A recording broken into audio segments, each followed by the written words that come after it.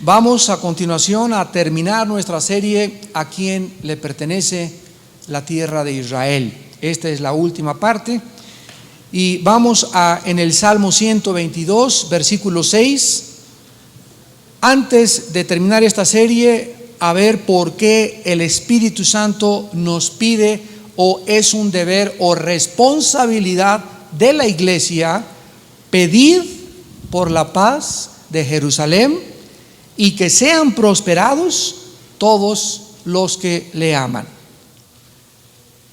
¿Qué sucederá si los palestinos logran establecer actualmente en la tierra de la Palestina o de Israel un Estado independiente y soberano palestino?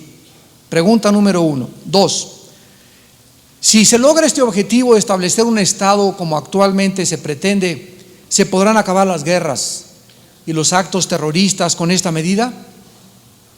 ¿Habrá una paz finalmente entre los árabes y entre los judíos? ¿Es realmente la paz lo que están persiguiendo?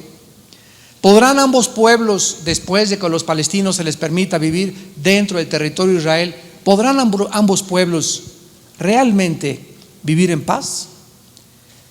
¿Qué peligros estratégicos militares representan para Israel que se forme dentro de sus tierras un Estado palestino?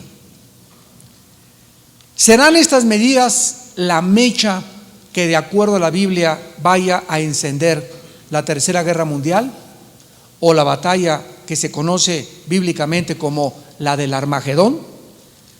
Una de las realidades básicas del Medio Oriente actualmente es que Israel es la única nación democrática a su alrededor. Todas las naciones alrededor son absolutamente monarquías o dictaduras. Y es casi imposible establecer una democracia en esta zona geográfica del planeta donde por muchos años, repito, han prevalecido las monarquías y las dictaduras. Otra gran verdad es que la OLP, la Organización para la Liberación de la Palestina, que fundó en 1962 un hombre que ya murió llamado Yasser Arafat, estableció en sus estatutos, junto con más de 10 naciones árabes, que nunca descansarían hasta ver el exterminio de la nación de Israel. Con estos antecedentes vamos a tratar de pintar un cuadro breve y rápido. ¿Qué sucedería si se lograra establecer este Estado palestino, palestino dentro del territorio de Israel?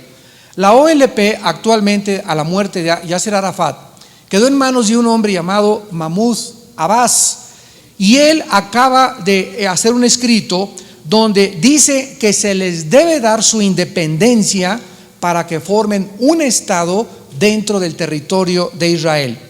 Recordemos algo importante: la población actual en el mundo de los palestinos está formada por dos comunidades: los que están dentro de la franja de Gaza y dentro del Banco Oriental, que son 1,5 millones de palestinos, y los otros que viven fuera de Israel en distintas naciones árabes con 2 millones de palestinos. O sea, son 3,5 millones de palestinos los que están tratando de introducirse, hacer sus casas y formar sus vidas dentro del territorio de Israel.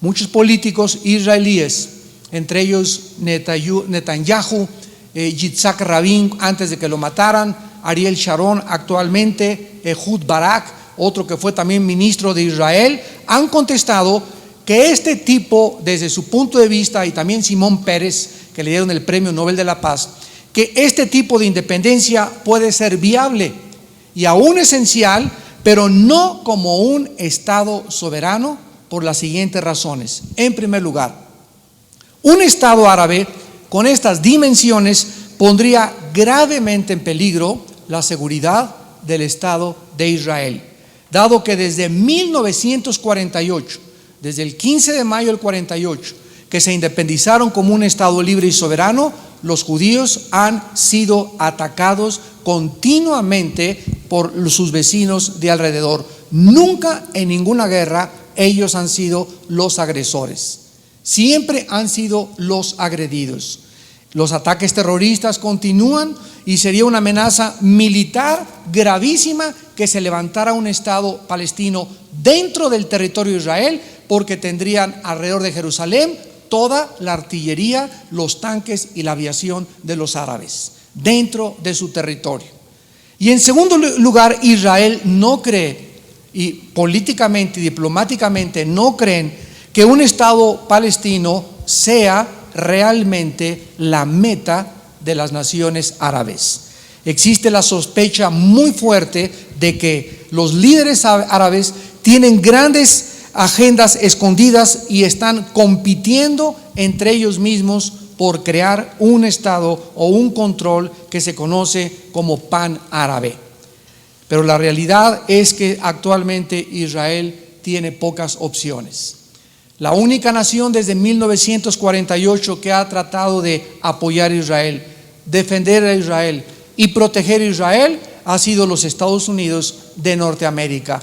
Y no es coincidencia que durante los últimos 50 años los Estados Unidos de Norteamérica, la única nación que ha protegido a Israel, haya sido la nación más bendecida, la mejor vestida, la más grande políticamente, con las mejores calles, con los mejores comercios, con las mejores democracias, etcétera, etcétera. Y no es tampoco coincidencia que desde que comenzaron bajo el gobierno de Clinton a disminuir la ayuda a Israel, y actualmente el presidente Bush cree firmemente, él como un cristiano metodista, de que Israel ya no tiene parte en el mundo ni en el programa de Dios, y esto se llama la teología de el reemplazo.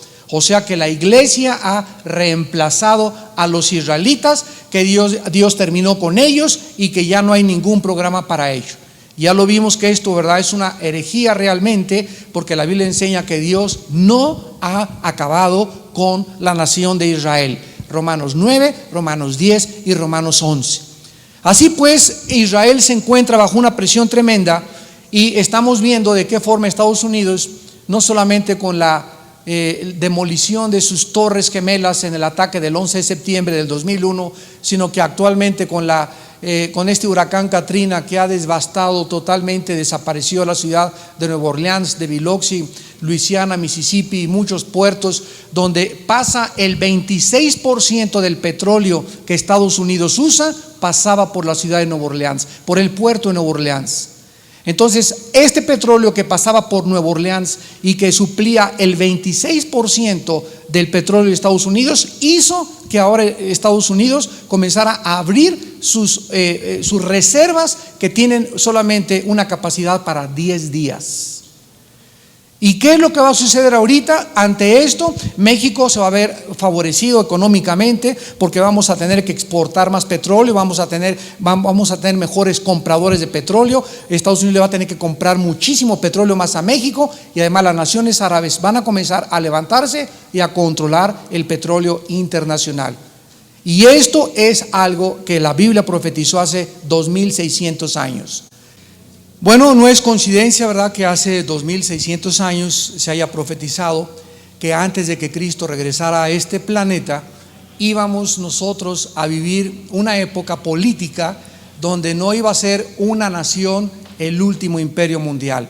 Es interesante que desde el 45, que los Estados Unidos ganaron la Segunda Guerra Mundial, comenzaron a tener la supremacía militar, política y económica. En el 50 se levantó Rusia para competir con Estados Unidos, y desde 1950 hasta el 89, que se conoció como la Guerra Fría, estas dos naciones compitieron por esta supremacía política, económica, militar y comercial. Y sin embargo, en el 89 Rusia cae cuando Mikhail Gorbachev reconoce que Rusia estaba totalmente en ruinas y que era la apariencia que estaban viviendo, pidiendo ayuda al occidente y reconociendo que se habían equivocado, que un país comunista, su más grande error es aislarse del mundo democrático y del mundo capitalista. Entonces acaba el 89, y ¿quién continúa como la nación y como les llaman los imperialistas yanquis? Los Estados Unidos de Norteamérica, hasta el 2001. Y ya del 2001, desde el ataque a las Torres Gemelas, hemos visto cómo Estados Unidos se ha comenzado a desangrar económicamente. ¿Se imaginan ustedes sostener a más de 350,000 soldados fuera del país? 350,000 soldados que están repartidos en Irak, que están repartidos en Afganistán, en Sudamérica, en el África, en todas partes, cuidando, ¿verdad?, la seguridad nacional contra el terrorismo, etcétera, etcétera. Aparte de sostenerlos a ellos, sostener a las familias de ellos que vienen a Estados Unidos con todos sus hijos. Y ahora viene esta devastación del puerto de Nueva Orleans, donde hay millones de personas que van a tener que vivir gracias a un subsidio federal. Ahorita se le están dando $2,000 a todos los que llegan a Houston y a otros lados para poder comprar algunas cosas, pero es un gasto que va a tener que absorber el gobierno federal junto con los estados, que va totalmente a devastar la economía y a desequilibrar la economía internacional, principalmente de los Estados Unidos de Norteamérica. Entonces, cuando Estados Unidos comience a debilitarse más y más, ¿qué es lo que va a hacer? No va a poder seguir cuidando ni protegiendo a Israel. Al mismo tiempo, Israel está comenzando a ser rodeada, y cuando Estados Unidos sucumba totalmente, Israel se quede solo, las profecías que vamos en esta noche a leer se van a cumplir. Vayamos a Ezequiel capítulo 38, donde hace también más de 2,500 años este profeta Ezequiel capítulo 38 profetizó con lujo de detalles, con naciones que ni siquiera existían en aquellos tiempos, algunas sí, otras no.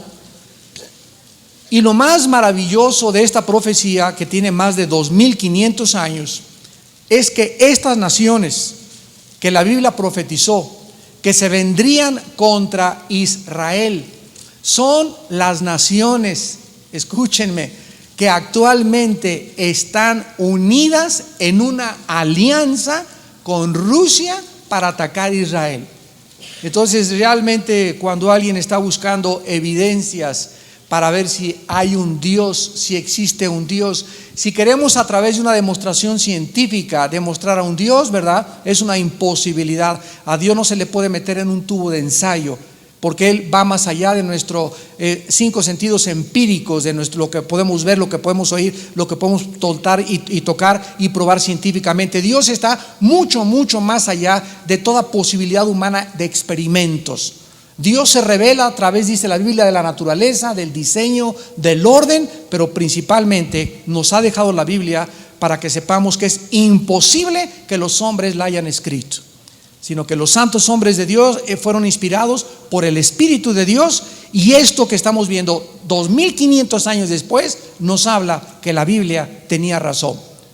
En Ezequiel 38 vino palabra a mí de Jehová diciendo: hijo de hombre, pon tu rostro contra Gog en tierra de Magog. La palabra Gog, en primer lugar, es una palabra hebrea que significa líder, cabeza, principal o jefe. Y es uno de los nombres que se le dan al anticristo. Y la palabra Magog es una palabra que describe una área geográfica donde los magogitas, que descendían de los escitas, conquistados después por los godos, comenzaron a poblar toda esa zona que está actualmente junto al mar Caspio, donde se encuentran repartidas las antiguas repúblicas de la Unión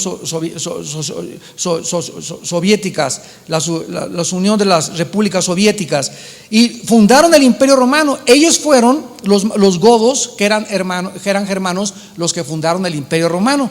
Y actualmente en esta tierra de Magog se encuentran las repúblicas de Kazajistán, Kirguistán, Uzbekistán, Turkmenistán, Tadjikistán, Ucrania, que es la única que no es musulmana, y todas son musulmanas menos Ucrania, y todas junto al mar Caspio. Entonces, si tú tomas ahorita un mapa y ves arriba el mar Caspio, todo lo que era el sur de la antigua Unión de Repúblicas Socialistas Soviéticas, se encuentran todas estas actualmente repúblicas, que son las que se van a juntar los magogitas en la última invasión en contra de Israel. Pero no queda aquí la profecía, y dice más adelante en el versículo 5 y 6: Persia, que es actualmente Irán. La palabra de Persia se les cambió a Irán en 1935. Cus, que en Génesis 10 es el que desciende de los etíopes y todo lo que es la región actualmente del Sudán. Fut es lo que se conoce actualmente como Libia, donde su jefe sigue siendo Muammar Gaddafi. Gomer, versículo 6, que es Alemania, y la casa de Togarma, que es Turquía. Vemos pues que todo el sur de lo que era la antigua Rusia, todo lo que es el norte de África, todo lo que es actualmente y se conoce como la tierra de los germanos o de los alemanes, se van a unir para poder atacar y bajar en contra de Israel.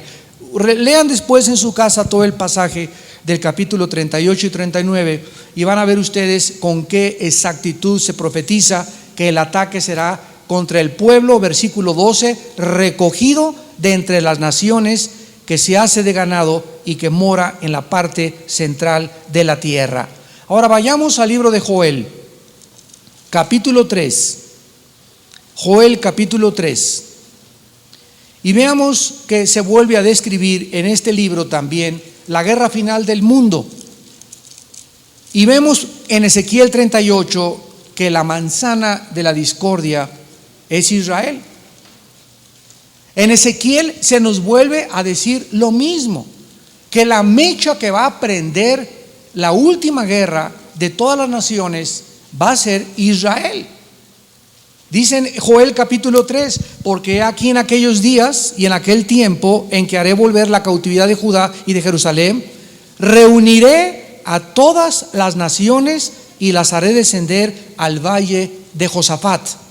Allí entraré en juicio con ellas a causa de mi pueblo y de Israel, mi herencia, a quien ellas esparcieron entre las naciones. Y miren lo que dice aquí: y repartieron mi tierra. Esto que está actualmente sucediendo en Israel, que se está repartiendo su tierra y que están vendiendo su tierra a cambio de paz, a Dios, dice la Biblia, no le está agradando. Y dice a continuación: echaron suertes sobre mi pueblo. Y dice en Ezequiel 3 versículo 12 en adelante: despiértense las naciones y suban al valle de Josafat, porque allí me sentaré para juzgar a todas las naciones de alrededor. ¿Se acuerdan en Mateo 25? Donde dice la Biblia que cuando Cristo venga reunirá a las naciones y enviará a los ángeles para separar a las ovejas de los cabritos. ¿Dónde va a ser este juicio de todas las naciones? Allí en el valle Josafat, que también se conoce como el valle del Megido, donde va a ser la batalla del Armagedón. Dice el versículo 13: echad la hoz, porque la mies está madura. Venid, descended, porque el lagar está lleno. Rebosan las cubas, porque mucha es la maldad de ellos. Muchos pueblos en el valle de la decisión, que es el valle de Josafat, porque cercano está el día de Jehová. Esta frase, el día de Jehová, se refiere al día de la ira de Dios, que comienza en Apocalipsis capítulo 9 con las trompetas. Y en el valle de la decisión, el sol y la luna se oscurecerán y las estrellas retraerán su resplandor. Y dice claramente que esto es, versículo 17, cuando conozcan que yo soy Jehová vuestro Dios, que habito en Sión, mi santo monte, y Jerusalén será santa, y extraños no pasarán más por ella. Y vamos ahora a Zacarías capítulo 12, donde este profeta hebreo nos vuelve otra vez, como todos fueron inspirados por el mismo Espíritu, todos de diferente forma opinan, hablan y exponen y nos expresan los pensamientos de Dios. Dice Zacarías capítulo 12, versículo 2: he aquí yo pongo a Jerusalén por copa que hará temblar a todos los pueblos de alrededor contra Judá, en el sitio contra Jerusalén. Jerusalén, de acuerdo a Dios, va a ser la razón para que todas las naciones tiemblen. Y va a ser como una copa. Esto habla, ¿verdad?, que van a emborracharse. Va a ser como un mareo en la que todos van a querer ir allá otra vez al Medio Oriente a pelear contra Jerusalén. Hermanos en Cristo, damas y caballeros que nos visitan, es increíble que en la primera guerra del Golfo Pérsico, 1993, se hayan reunido 28 naciones bajo el liderazgo de Estados Unidos, cuando el papá del presidente que actualmente Bush era presidente, el señor Bush, reunió a 27 naciones y le ayudaron a Europa y la mayor parte de las naciones del mundo para impedir que Saddam Hussein entrara a la ciudad de Kuwait. Y ahí vimos que se juntó casi todo el ejército del mundo con la tecnología más elevada militarmente. Ahí se probaron en esa guerra del Golfo Pérsico lo que se conocen como las bombas inteligentes. ¿Sabían ustedes que en la Segunda Guerra Mundial, cuando un B-52, un avión bombardero antiguo, volaba y soltaba las bombas, el índice de error, hagan de cuenta que este era el blanco, aquí el púlpito, el índice de error que tenían era de 150 a 200 metros.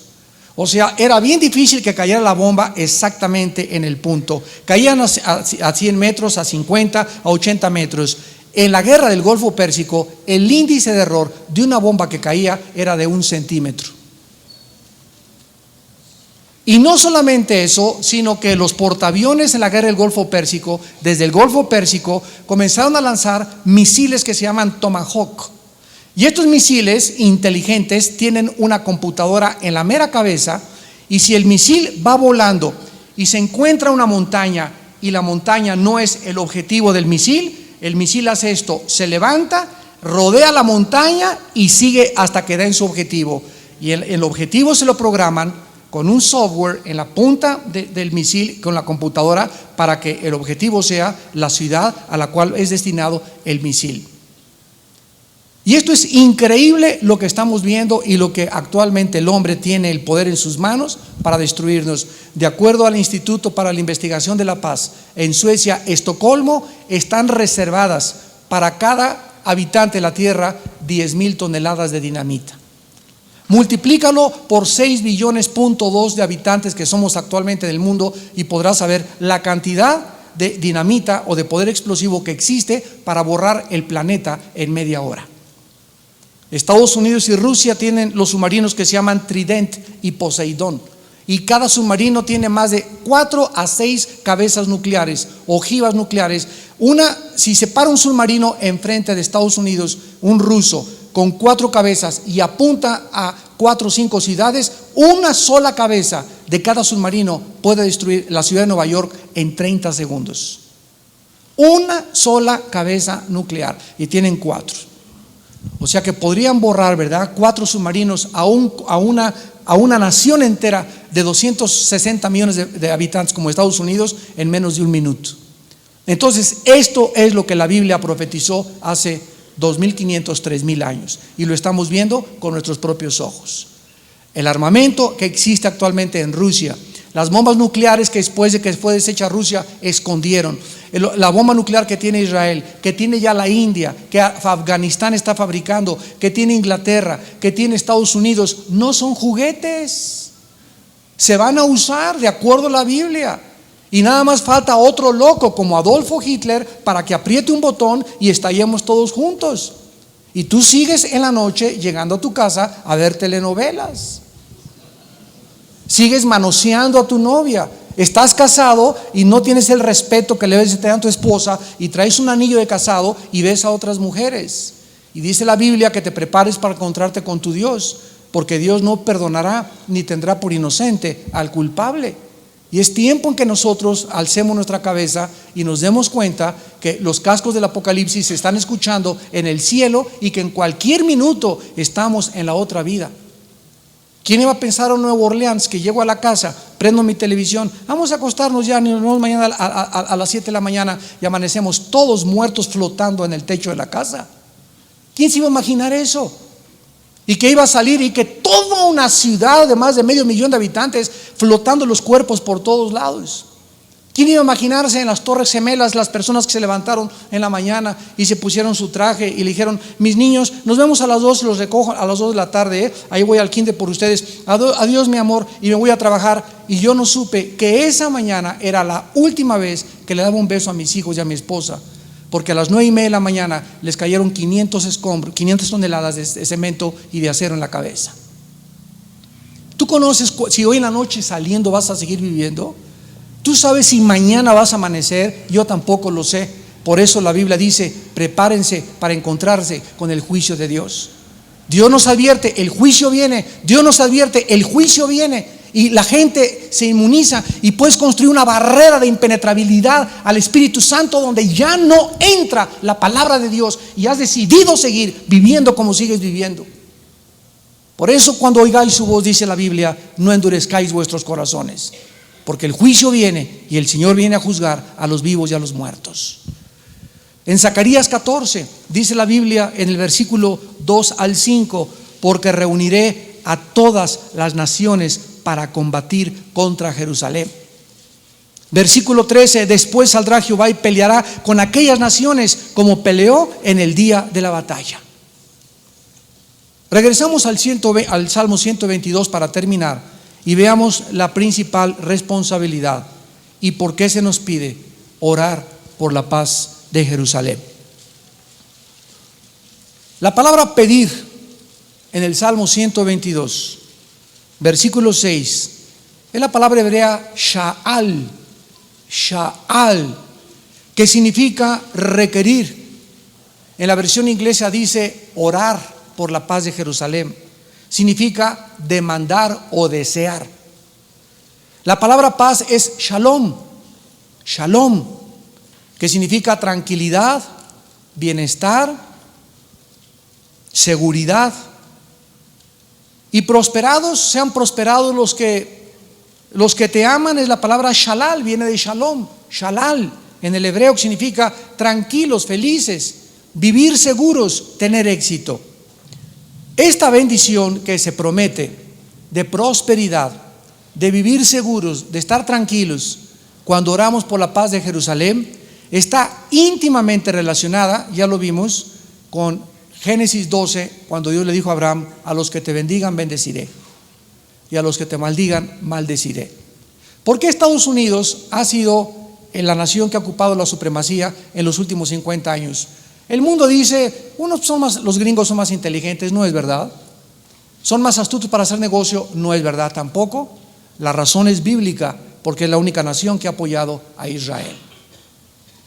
El mundo no entiende estas cosas hasta que no conoce la Biblia, pero detrás de todos los acontecimientos existe una razón espiritual en el mundo que nos rodea. Existe pues una relación muy estrecha con Génesis 12:3, pero es muy importante discernir, porque aquí terminamos en esta noche, qué significa o a qué clase de paz se está refiriendo la palabra de Dios. Cuando dice orar por la paz de Jerusalén, ¿está hablando del triunfo militar de los israelitas? ¿O será que debemos orar porque el dominio político de Israel pueda sobrepasar al dominio político de los árabes? ¿Significa que debemos orar para que la mezquita de Omar o la cúpula roca sea reemplazada por el templo judío? ¿O simplemente debemos orar por la prominencia internacional de Israel y sus relaciones políticas y diplomáticas con sus vecinos en el Medio Oriente? De ninguna manera. La respuesta a todas estas interrogantes es no. La paz de la cual está hablando no es de la paz exterior, sino la paz interior, no la política ni tampoco la diplomática. Está hablando de la paz espiritual. Vamos a explicar esto. El énfasis aquí es que oremos porque los judíos tengan paz dentro de sus corazones.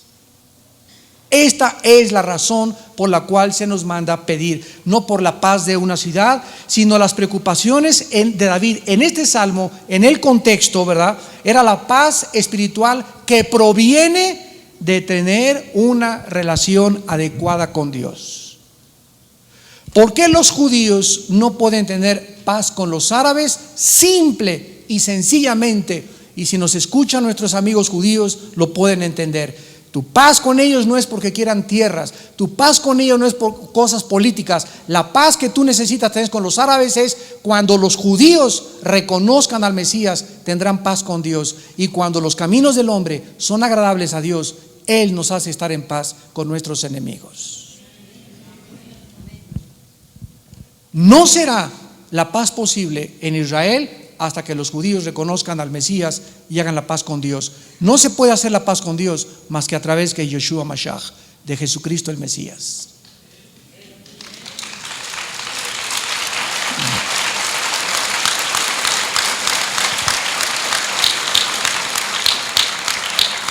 Vamos a demostrar esto, de qué forma estaba relacionada la paz de los judíos con sus enemigos cuando ellos tenían paz con Dios. Vayamos rápidamente al libro de Josué, capítulo 7, y veamos algunos versículos para que comprobemos esta verdad tan profunda espiritual que nos explica qué sucede realmente en Israel. Josué capítulo 7, versículos 12 al 13. Por esto los hijos de Israel no podrán hacer frente a sus enemigos, sino que delante de sus enemigos volverán la espalda. Y es lo que está pasando ahorita. Les están entregando las tierras y le están dando la espalda y se están burlando de ellos. Pero continuemos leyendo. Por cuanto han venido a ser anatema, ni estaré más con ustedes si no destruyereis el anatema de en medio de vosotros. Vemos que aquí Dios se voltea y los deja en manos de sus enemigos, y ya no los defiende cuando les dijo: yo pelearé las batallas en su lugar. Dios le dijo a Josué: ningún enemigo te podrá hacer frente durante todos los días de tu vida, porque yo soy tu escudo y el que voy delante de ti. Yo pelearé las batallas que tú no necesitas pelear. Solamente obedéceme y mantente una vida de santidad. En cuanto ellos dejaron a Dios y no lo obedecieron, sus enemigos los comenzaban a dominar. Josué capítulo 23, versículo 3. Y vosotros habéis visto todo lo que Jehová vuestro Dios ha hecho con todas estas naciones por vuestra causa, porque Jehová vuestro Dios es quien ha peleado por vosotros. O sea que todas las victorias que los judíos tuvieron en el Antiguo Testamento no podrían atribuirse jamás a ellos la victoria tuvimos un ejército muy tremendo, nuestros tanques de guerra, nuestras flechas eran mejores, somos más fuertes, somos más valerosos, porque no es con espada ni con espada ni con ejército, es con mi espíritu, dice el Señor. Entonces Dios les dice: quiero que vean que yo soy el que vencí a las naciones, yo peleé por todos ustedes. Versículo 8 en adelante: mas a Jehová vuestro Dios seguiréis como habéis hecho hasta hoy, pues ha arrojado Jehová delante de vosotros grandes y fuertes naciones, y hasta hoy nadie ha podido resistir delante de vuestro rostro. Un varón de vosotros perseguirá 1000, porque Jehová vuestro Dios es quien pelea por vosotros, como él os dijo.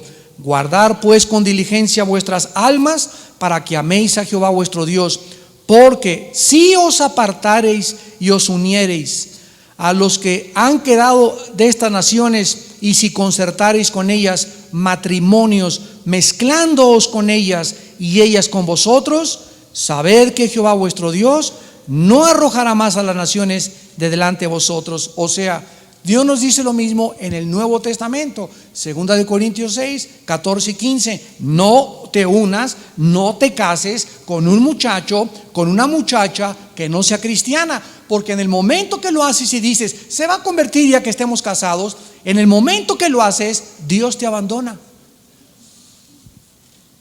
y te deja, y mi hijita que te vaya como en feria y no chille, agarre piedras, como decía mi papá. Ay, Señor, pero ¿por qué no lo impediste? Porque Dios respeta tu voluntad y te lo dijo a través del pastor, te lo dijo en el estudio, pero tú te encaprichaste en hacer eso y estás sufriendo y pasando un infierno en tu matrimonio porque no tuviste la paciencia de esperar, ni creer y confiar en las promesas de Dios, que Él tenía algo mucho mejor para tu vida.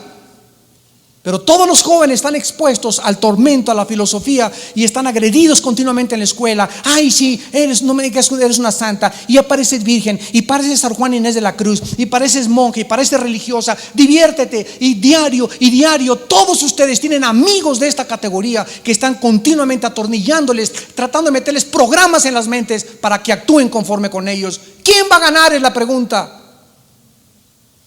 ¿Quién va a vencer? ¿Vas a poder triunfar contra esas tentaciones? ¿O vas a dejar ya de andar con esa muchacha y con ese muchacho que filosófica y moralmente está poniendo en tu vida programas, softwares para que tú pienses como ellos piensen?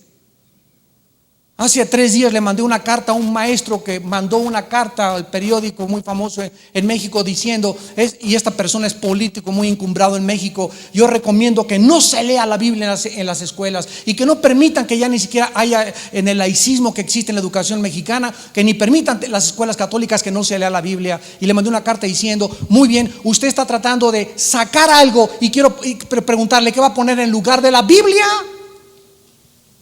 No puede quedar un vacío. Si se saca algo, se tiene que tener otra cosa. ¿Qué entonces se les va a enseñar? Pues que cada que piense lo que quiere. No puede haber un vacío moral. No puede haber un vacío moral. No somos seres, ¿verdad?, impersonalizados, que flotamos en la atmósfera y que no tenemos ningún programa para pensar. Si no hay moral, no hay absolutamente nada. Como le dije a un psiquiatra hace mucho tiempo que tuvo una reunión conmigo, y me dice: vi una muchacha que me dijo que tenía culpa porque había abortado, y la amarraron a los 14 años de edad ahí en el quirófano porque le dijeron, ¿verdad?, que era un bebé el que había abortado y que era varón. Y no podía, después de 3-4 meses de que abortó, no podía con sus pensamientos, con las pesadillas, y la llevaron al psiquiatra. Y el psiquiatra le preguntó: ¿de qué tienes culpa? Dijo: tengo culpa de culpa. ¿Pero de qué? Le dijo el psiquiatra: culpa de culpa. Y el psiquiatra le dijo: pues mira, muchacha, pues vete a un viaje al Caribe, toma un yate, ¿verdad?, diviértete un poco y con el tiempo se te quitará.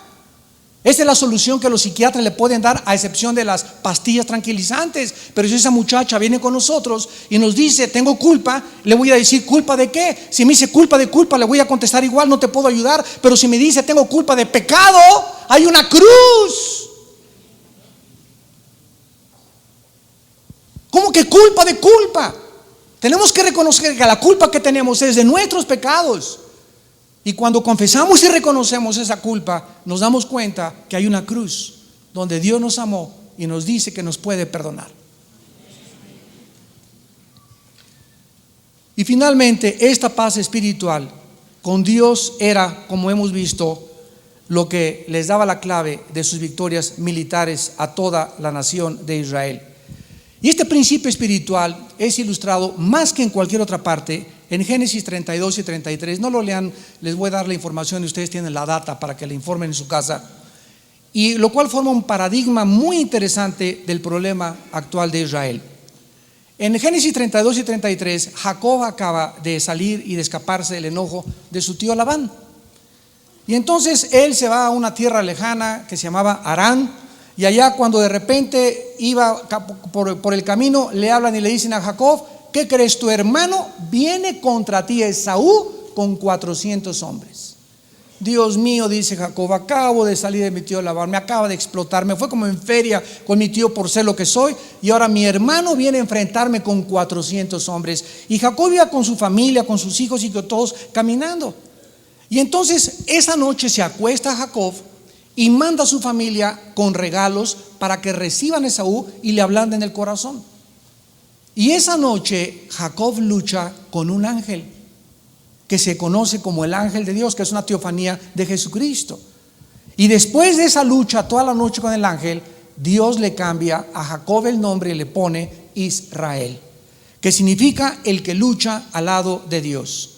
Pero este encuentro con Dios o con el ángel tuvo también otra dimensión, porque después de que él luchó con el ángel y pudo rendirse y pudo reconocer que era un engañador y que ya no podía seguirse llamando Jacob, sino que ahora tenía que luchar con el lado de Dios, ese encuentro con el ángel cambió al otro día el carácter de la reunión con su hermano. Y cuando al otro día se levanta Jacob y comienza a caminar para encontrarse con su hermano, para su sorpresa, su hermano ya no quería pelear con él. Y acepta los regalos y se encuentran, ¿verdad? En lugar de un hombre vengativo e iracundo, Jacob se encuentra con un hermano tranquilo y conciliador, el cual le da la bienvenida. Mi jacobino, ¿cómo estás, carnal? Ven para acá. Y le da su buen abrazote. Vean ustedes que la relación restaurada con Dios la noche anterior cambió y le dio la paz con su enemigo. ¿Lo pueden ver? ¿De qué forma en el momento que él hizo la paz con Dios, cambió en el mundo espiritual las circunstancias con sus enemigos? Dice en Proverbios capítulo 16 versículo 7: cuando los caminos del hombre son agradables a los ojos de Jehová, aún a sus enemigos los hace estar en paz con él. Entonces es increíble que nosotros podemos enfrentar la vida y enfrentar gigantes y enfrentar enemigos mientras tengamos la paz con Dios. Es imposible vencer a nadie, ni al diablo, ni a mi carne, ni a mis enemigos, ni a las circunstancias, mientras en mi vida no habite y yo sea gobernado por la paz de Dios. La necesidad más profunda, escúchenme amigos judíos, la necesidad más profunda actualmente de Israel no es económica, no es política, no es militar, sino que ellos están continuando y resistiendo y siguen ellos como Jacob luchando contra Dios. Y hasta que Dios los descoyunte como lo descoyuntó a Jacob, ellos podrán entonces reconocer al Mesías como el Salvador.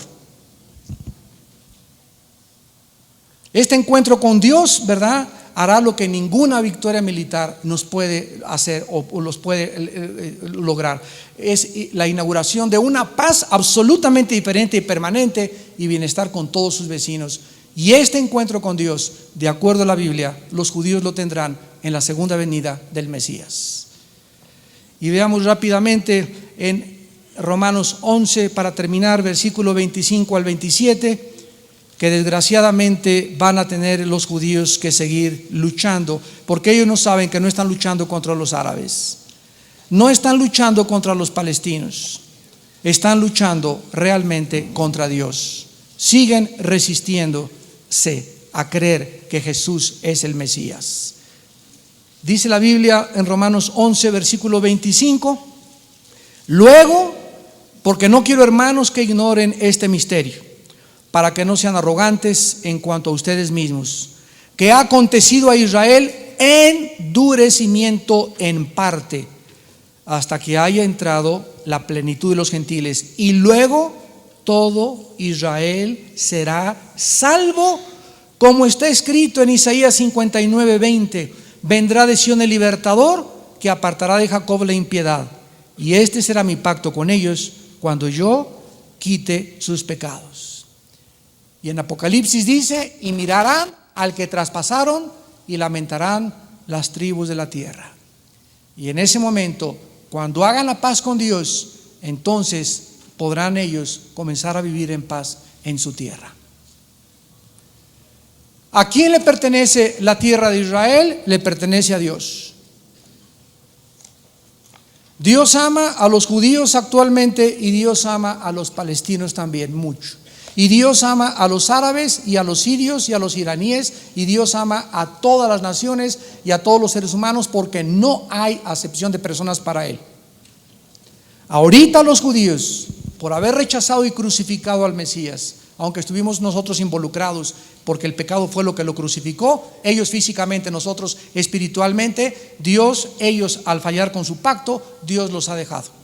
Y como dijimos, están en una banca esperando volver a ser usados para el partido final del mundial. Y hasta la final copa, ¿verdad?, cuando Cristo venga a luchar, entonces ellos lo verán y dirán: Dios mío, tenía razón. Y se jalarán los pelos y llorarán y harán lamentación todas las tribus de Israel. Y dirán: aquel es realmente el que dijo hace 2000 años: Jerusalén, Jerusalén, que matas a los profetas y que rechazas a todos los que yo te envié. Pero en verdad te digo que no has conocido el tiempo de tu visitación, y no me reconocerás hasta que digas: bendito el que viene en el nombre del Señor. Oremos. Baruch Hashem Adonai Elohim. Bendito sea Dios, el Eterno y el Señor de señores. Te damos gracias, eterno Dios, altísimo Señor de los cielos y de la tierra, creador del universo, por habernos concedido la revelación del conocimiento de tu voluntad, por habernos revelado a tu Hijo en nuestros corazones y por habernos hechos comprender que solo en ti puede nuestra alma reposar en paz. Porque justificados por la fe, tenemos paz para con Dios por medio de nuestro Señor Jesucristo. La paz no puede existir si antes no se cumple la justicia, porque la paz es un fruto de la justicia. Y hasta que la justicia de Dios se cumplió en una cruz, al Dios castigar a su Hijo en nuestro lugar, una vez que la justicia divina fue satisfecha con la muerte de su Hijo, Dios tiene una base judicial ahora para ofrecernos a nosotros su paz. La paz pues que ahora disfrutamos como hijos e hijas de Él, le costó la vida a su Hijo Jesucristo. Padre, te pedimos en esta noche por la paz de los judíos, por la paz de Jerusalén. Y estamos pidiéndote que apresures tus pasos. Actualmente muchos de ellos ya han reconocido que Jesús realmente era el que ellos se equivocaron al rechazarle hace 2000 años. Y oramos por todos nuestros hermanos en el mundo de cualquier nacionalidad. Oramos, Padre, por la nación de Israel. Oramos, Padre, por el pueblo palestino, que siguen pidiendo un territorio y que siguen siendo impulsados a creer, por no conocerte a ti, que la tierra es donde podrán tener descanso. Te pedimos por todos los refugiados que están saliendo de Nueva Orleans y están buscando por todas partes a alguien que les abra su casa para darles de comer. Ante nuestros ojos, la nación más poderosa y preeminente de la historia está comenzando a ser desintegrada interiormente.